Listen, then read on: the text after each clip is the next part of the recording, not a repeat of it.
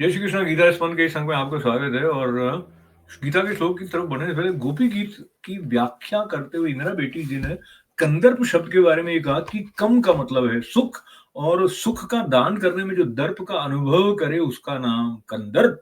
मैं ही दुनिया को सुख देने वाला हूं, ऐसा दर्प जो अनुभव करे, ऐसा अभिमान जो करे, वो है कंदर्प। और ऐसा कंदर्प जब इंद्रियों में फुफकारता है तब मनुष्य को पर अधीन बना देता है। जब वो बुद्धि में फुफकारता है तो वो व्यक्ति को विवेक भ्रष्ट बना देता है। और जब मन में फुफकारता है तो वो मानव को विभल बना देता है। और ऐसे विभल मानव अर्जुन का जो प्रश्न श्री कृष्ण भगवान से है 34वें श्लोक में, 33वें भी उन्होंने एक प्रश्न किया।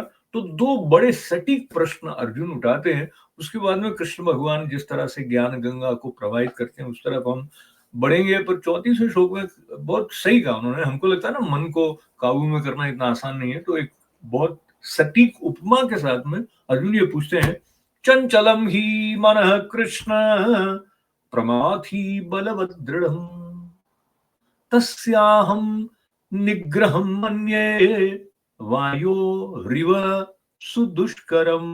तो उन्होंने कहा कि क्योंकि हे कृष्ण, ये मन तो है बहुत ही चंचल और प्रमथन स्वभाव वाला है और बहुत ही दृढ़ है और बलवान है, इसलिए इसको वश में करना मुझे ऐसा लगता है कि जैसे कोई हवा को पकड़ने जैसा मुश्किल काम करना हो। वायु रिव सु दुष्करम। तो इसके बाद कृष्ण भगवान मन को संयमित करने के लिए या मन को पकड़ने के लिए क्या क्या उपाय बताते हैं उस तरफ हम जाएंगे। पर एक और दोहा थोड़ा मुमताज मेरा फाजली का लिखा हुआ दोहा है, वो आप देखें। जिसमें उन्होंने कहा, सीधा साधा डाकिया जादू करे महान, एक ही थैले में भरे आंसू और मुस्कान।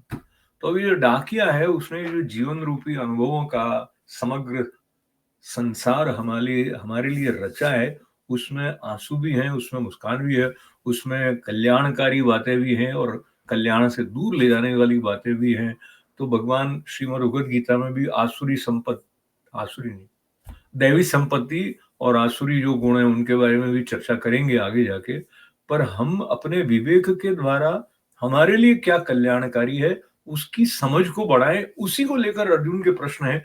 क्योंकि वो नहीं करना चाहते जो उनकी आत्मा के विरुद्ध हो, जो उन्हें लग रहा है कि युद्ध करना ठीक नहीं है तो वो नहीं करना चाह रहे हैं। तो विवेक जागृत हो तब मनुष्य अंतर्मुखी होता है, फिर भगवत गीता उसके लिए खुलती है। तो हमारे खुल रही है। जय श्री कृष्णा।